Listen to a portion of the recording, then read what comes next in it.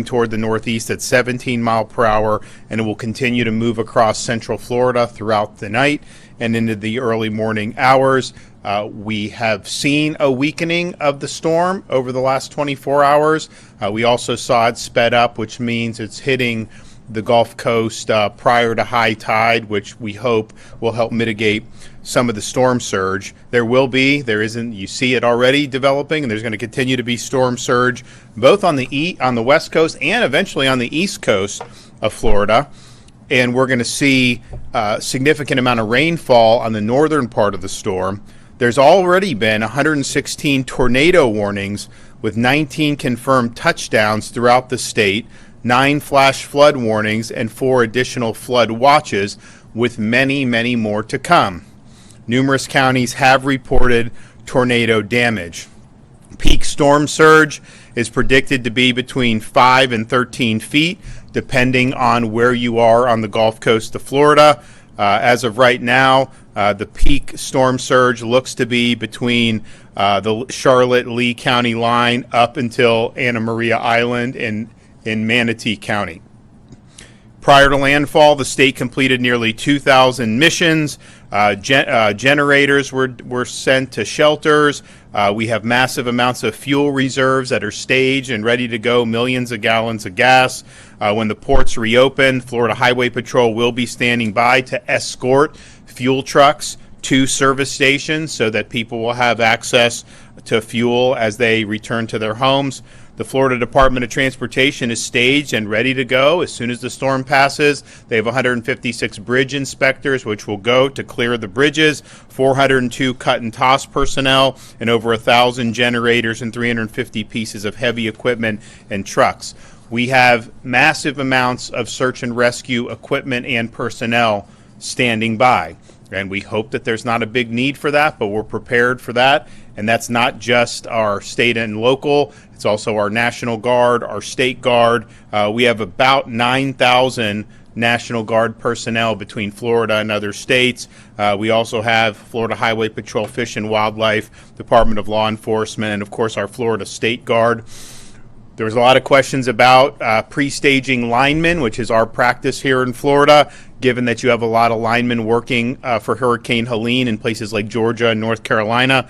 I'm happy to report that we have over 50,000 linemen that are in the state of Florida, and as soon as it's safe to do so, they will commence with power restoration. We're already seeing power outages. You're going to continue to see a lot more power outages over the course of tonight and into tomorrow morning.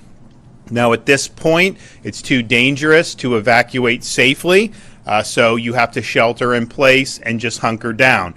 Category 3 storm for most places in Florida, particularly newer construction, likely the building is going to be able to withstand it. But if you start to get in a situation where trees are snapping, power's popping, you do have to treat it like a tornado. And then if you are in a tornado warning, that's a duck and cover in a place that's safe in your structure. Those can be very, very dangerous, even if you are inside in cover.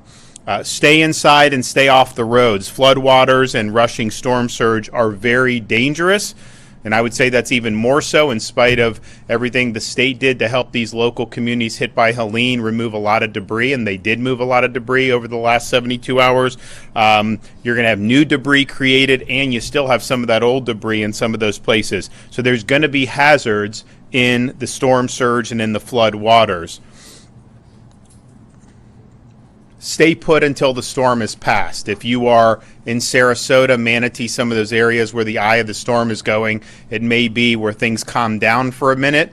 Just understand that means you're in the eye. It's going to go back and get really nasty very soon. So don't go outdoors until it is confirmed safe. You can listen to your local emergency management officials about that one.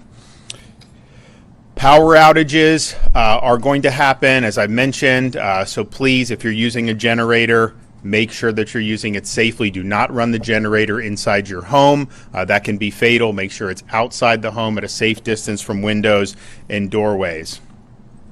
If you see dangerous conditions, please report those to your local authorities so that they can help protect people and mitigate it. So the storm is here. It's time for everybody to hunker down. I know we've got massive amounts of resources that have been prepared for this storm. People are tired because of having to deal with Hurricane Helene, and yet all I've seen is people just dig deep inside and say, we're not going to be denied, we're going to get the job done. So I really appreciate everybody that's worked so hard on the heels of Helene to prepare for this storm and to be ready to go. And you will see that in action very shortly as this storm passes. Okay, Kevin Guthrie. Thank you, Governor, for leading us through this. Appreciate your support. Conditions across the state continue to deteriorate as Hurricane Milton approaches landfall on Florida's. No more Michael. No, sir. No, sir. As Hurricane Milton approaches landfall on Florida's west coast. Many areas are already experiencing life-threatening storm surge or life-threatening tornadoes. Please make sure if a tornado warning comes in, especially on our east coast of Florida, we have certainly had a lot of tornadic activity over there with confirmed radar signature, confirmed tornadoes. We do have Virginia Task Force 1, Ohio Task Force 1, and Miami Task Force 1 going into those areas to help with those structural collapses that have happened. We're receiving somewhere in the neighborhood, this is really, really rough numbers right now, but about 125 homes that have been destroyed, most of them mobile homes and senior communities. So we're trying to get into Florida's most vulnerable to make sure they're taken care of. If you have not already left, as I just said, as the governor just said, you need to stay inside, stay safe, and stay put. Make sure that you're getting to a central area of your home, that you're getting as low as you possibly can. That is, if you have a single-story residence and no storm surge, you want to get as low as you possibly can. I had this question asked to me earlier. Do I go to the bottom of the house if I got storm surge? The answer is no. If you've got 2 floors, you need to go to the lowest part of the 2nd floor to escape the storm surge. Please do not.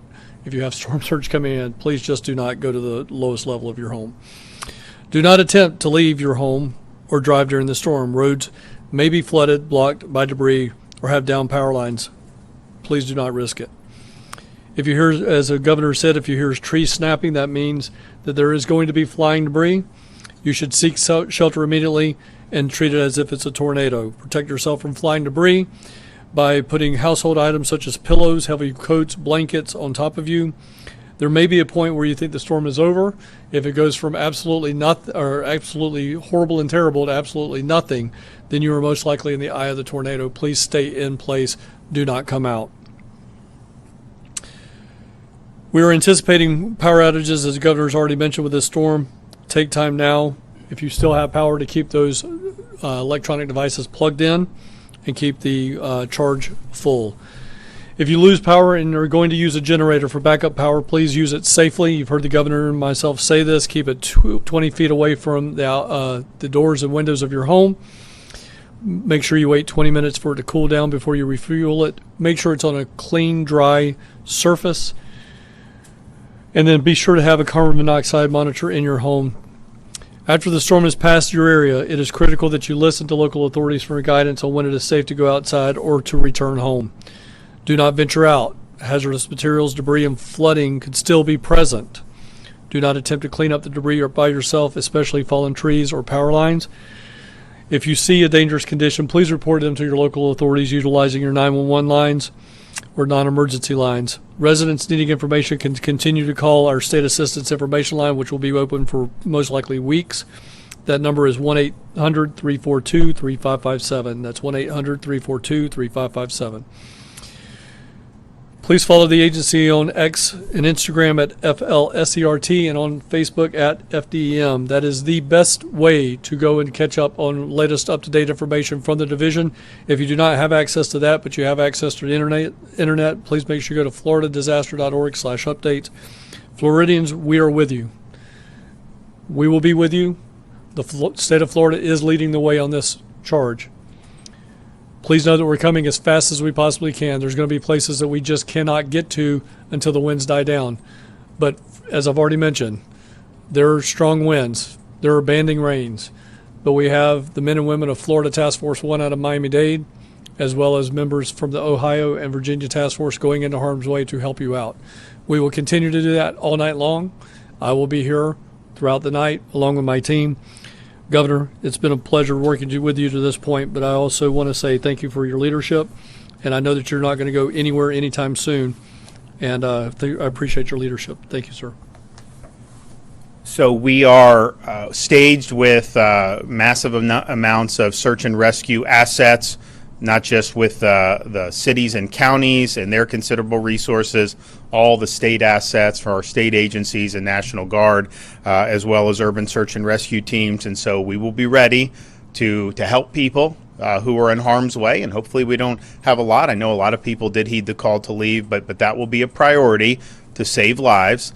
We also have a record number of people there for the restoration of power. These linemen, people love seeing the linemen coming in on the interstate. It's a great sight. They will get to work, get their power resumed as quick as possible. And then we have massive amounts of fuel on standby that we can use, but we also want to make sure these ports get up and running. I mean, we'll see what the damage is to Manatee and to Tampa.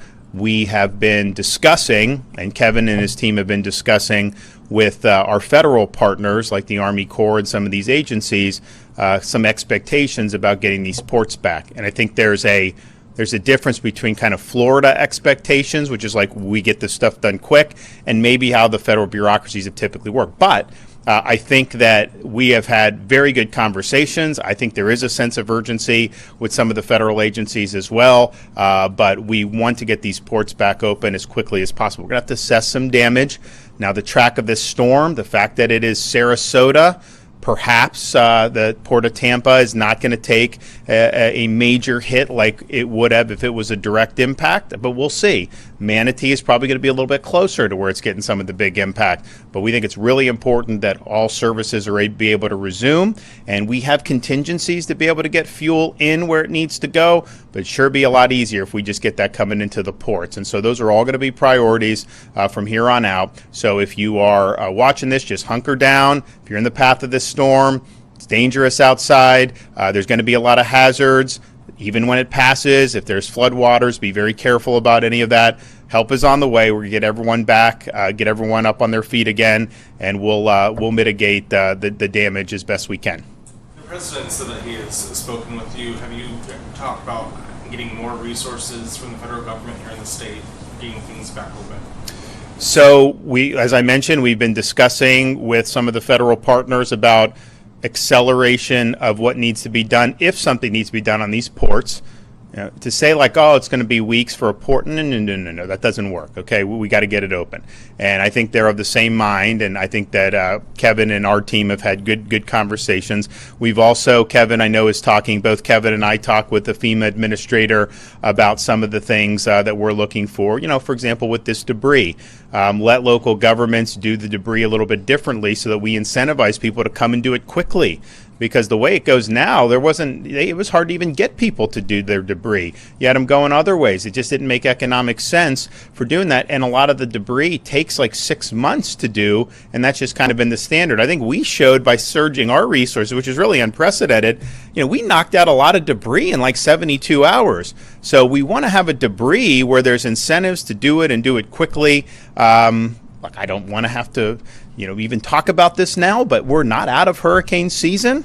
There is the possibility of another storm brewing, and that's going to come into the Gulf. It's possible. I hope it doesn't happen. But so we want to be able to have them with contractors and have them have things working with the FEMA reimbursements that make sense. And I think Kevin, I think Administrator Criswell has been very receptive to that, because it does. It just makes sense. Governor, Director Guthrie, in terms of the timeline of recovery, and last time with Helene, you were able to get search and rescue units kind of out there before, if I remember correctly, before the sun even came up. That'll happen again. Yes. So, yeah, they will do in the dark. That is totally, absolutely fine. It's just a question of making sure that it's safe for them to go out. So as soon as that storm passes, and the fact that it came in earlier than thought, that's good for the high tide, because the high tide's not here yet. I think it'll help with the surge. But it's going to mean pretty much all the rescues are going to be done in the dark in the middle of the night. But that's fine. They're going to do that. All of our folks are doing that, and they will be on target. Since you have so many people here in the state, more than previous storms, Are you expecting things to kind of be restored quicker than previous storms? Like Helene was power back within a week. Are we expecting that even sooner, 3 days, 5 days? Well, we need to figure out how much power is out. I mean, we just don't know, right? And so we'll see. But I thought, we didn't get hit with Dorian, but it was coming, so we prepared. I thought maybe we had reached 50 with Dorian. We didn't. We reached in the 40s. We did 40,000s for Ian in the 40s. This is the first time we've crossed 50, and so I think that that's good. I think there's a lot of people that are excited about going to work. I know Floridians really appreciate these guys when they get out there. And if you look, the fact that it's going Sarasota across, that's heavy Florida Power and Light territory. Those guys are a well-oiled machine at this. They do a really good job. A lot of their infrastructure handles the storms very well. And so a lot of times when you're talking about power restoration, if you have the people there and you go quick, you can potentially reconnect relatively quickly. If the whole thing is blown out where you have to rebuild it, it takes longer. My sense is that if it's a lot of FPL stuff, their infrastructure probably going to be able to weather a lot of this, so they'll have to do some reconnects, but maybe not a full rebuild. Fort Myers Beach for Hurricane Ian was FPL, and they could have gotten the power back on very quickly. It was too dangerous to hook it up because of the homes with the storm surge, but their substations actually did pretty good. So I think it remains to be seen with that. Now, in terms of the search and rescue personnel, I'd like nothing better than to be here tomorrow night telling you we're sending all of it back to the states. I would love that, to say, you know what?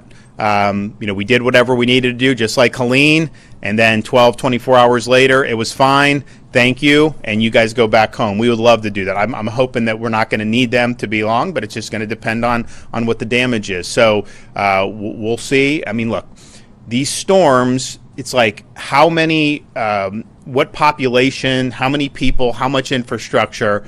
And this thing has come up. It kind of went east into Sarasota County. I don't know where they're going to say the landfall was. Maybe Venice, from what I'm looking on the radar. Maybe middle Sarasota County. But if it cuts across from there, there's a lot of rural areas. Whereas if it would have gone into Tampa Bay and rode up I-4, that's like millions and millions of people. I do think north of the storm, there's a lot of precipitation. I think you're going to see inland flooding in central Florida, north central Florida. I think you're going to see storm surge in northeast Florida, places like Daytona Beach, Flagler Beach, St. Johns County. I think you will see that coming on the backside of the storm. So we'll see how all that shakes out. But bottom line is we have the resources amassed. We'll use all that we need. But yes, I hope I can just send a bunch of them home to say, we got the job done. And FHP posted a video earlier today of a dog chained to a fence.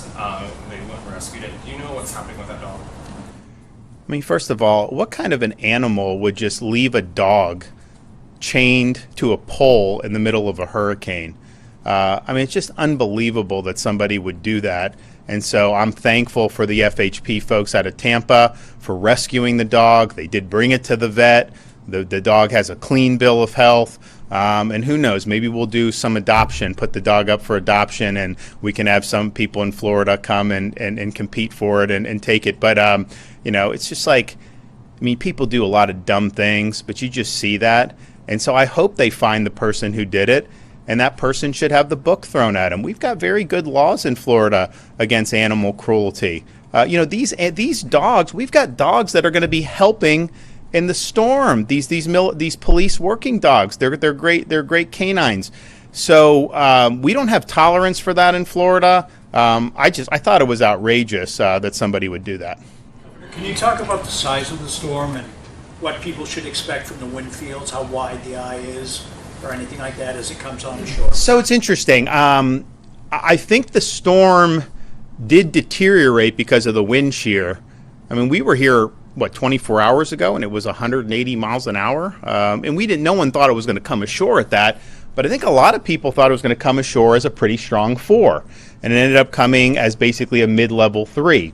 Now, it doesn't mean there's not storm surge. It doesn't mean there's not hazards. There is. It's a serious, serious storm.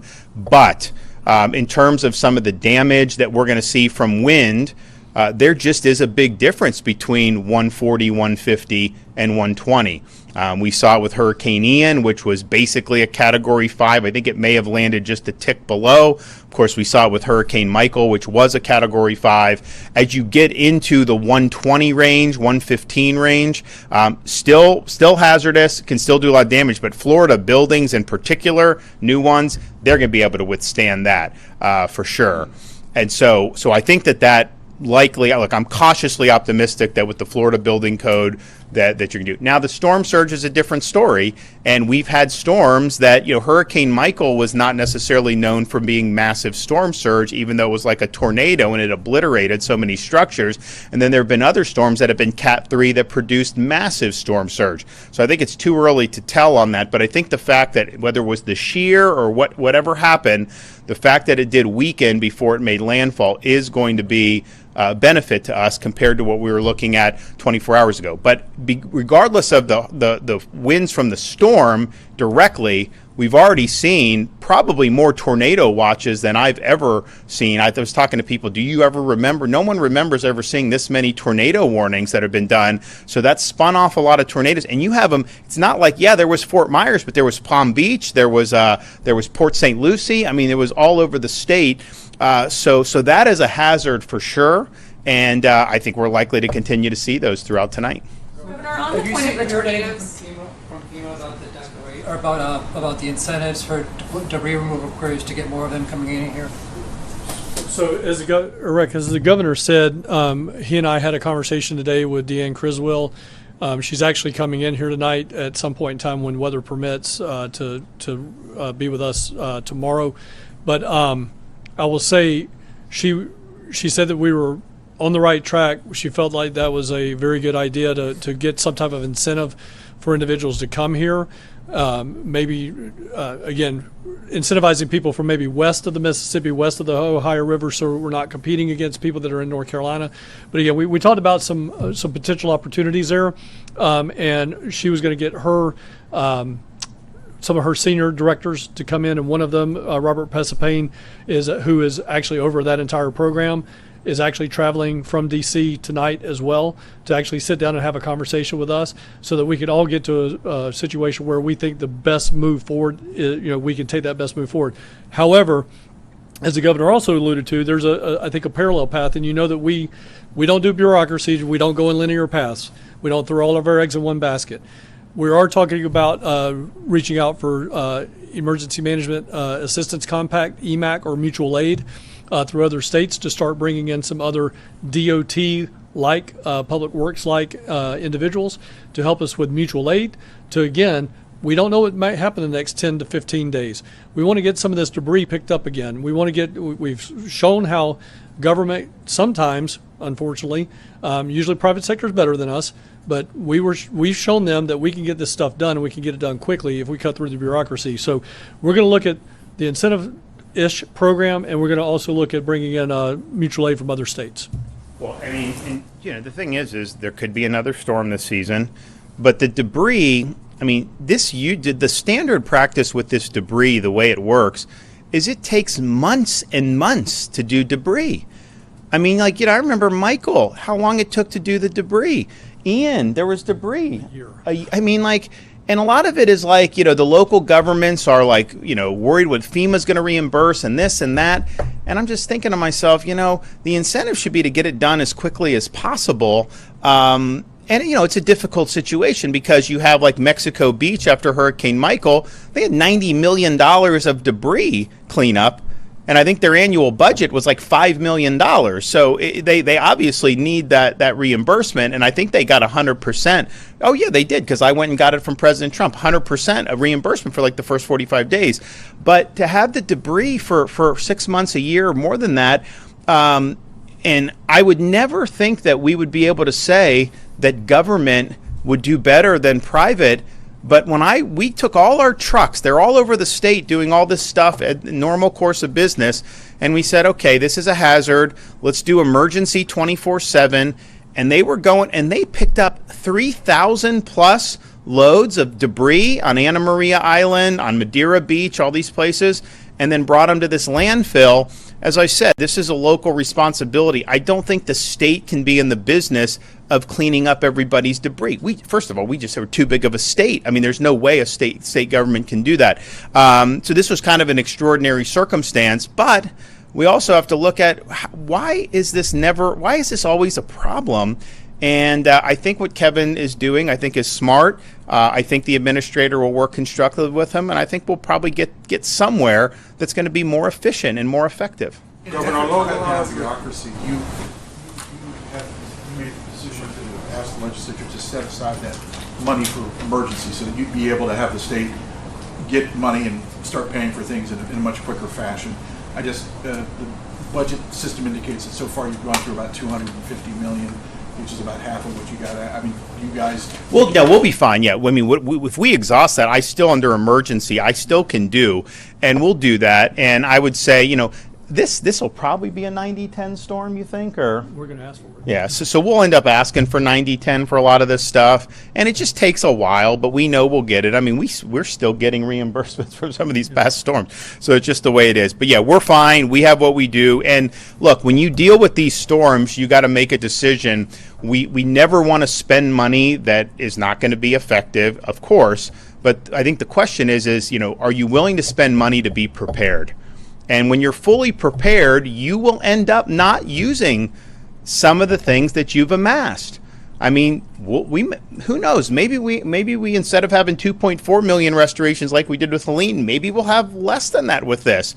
We had 30,000 for Helene, Lyman. We have 50,000 now. Was that bad that we had? No, it wasn't. We've had other things staged. We had fuel staged for Helene. We didn't have to use any of it. The gas stations were fine.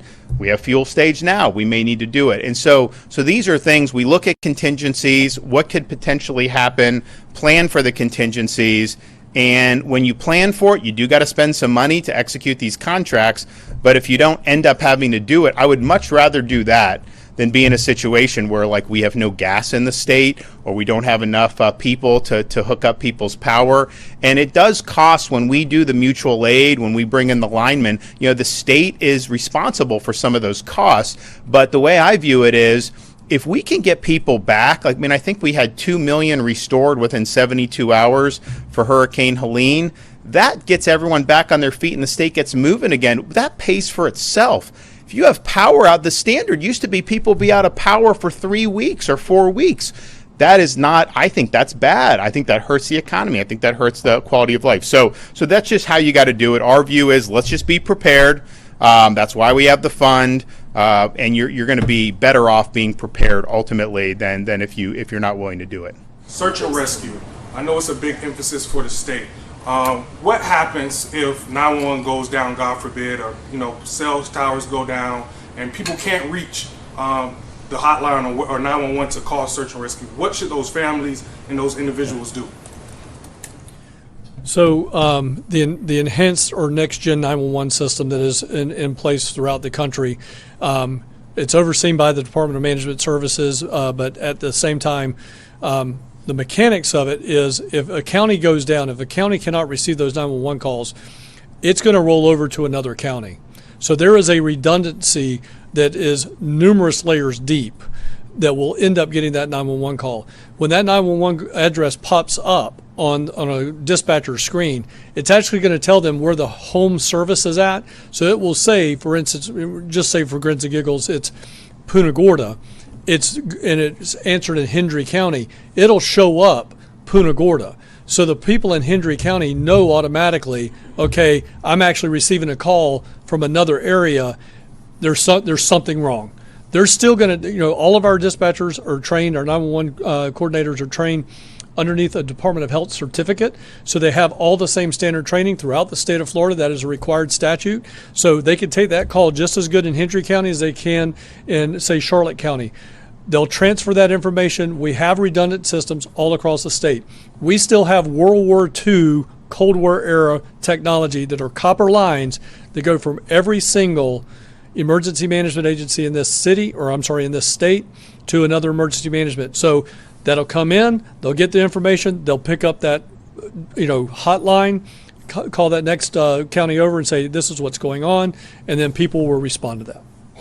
Well, also, I mean, I think what you've seen in past is there is the redundancy, but then if someone does need to be, I mean, if there's 10 feet of storm surge somewhere, you go rescue, and then they'll, like our boats, like they'll go around and check on people. They'll do all that. So you're going to see a massive effort as soon as it's safe to do so to check in the areas that were the hardest hit by surge if there's anybody in distress, because someone may not be able to call. Now, even if the 911's working, they may not be able to do that. And if you see somebody that's sitting on their roof, someone's going to go and pick them up. I mean, that's just how we roll.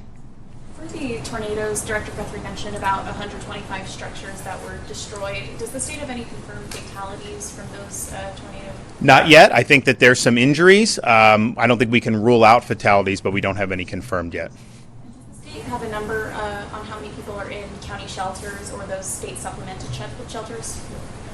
So I appreciate the question. I did a 5:15 call where we were getting some real-time numbers updated. I'm going to say it's probably close to 100,000. We had a lot of counties that their numbers went up exponentially. Earlier today, we put 31,000 out there. But for instance, Hillsborough reported a couple of maxed out. Pinellas reported a couple of maxed out. But every county that reported something maxed out still said, even though it was a single shelter, still said they had plenty of capacity in their system. So we're nowhere near capacity that we have, which was well over 220,000 beds as of our earlier briefing today.